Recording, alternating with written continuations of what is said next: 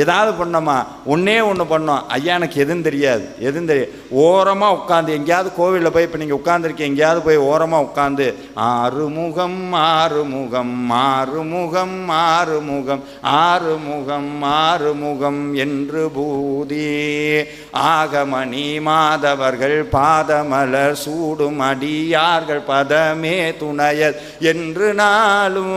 ஒன்றும் இல்லை, நெத்தினி எனக்கு தெரிஞ்சதெல்லாம் ஒன்றே ஒன்று தாயா.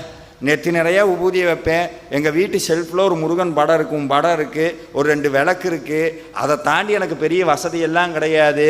தினமும் காலையில் எந்திரிப்பேன். நீ இருக்கியா இல்லையா, என் பேச்சை கேட்குறியா கேட்கலையான்னு தெரியாது. ஆனால் என் கடமை உன்னை பற்றி பாடுறது. அப்போ மனசுக்குள்ளே நம்ம சொல்லுவோம், கற்பனை என்றாலும் கச்சிலை என்றாலும் கந்தனே உன்னை மறவே, உன்னை நான் மறக்கவே மாட்டேன். முருகன் நீங்கள் கிளம்பி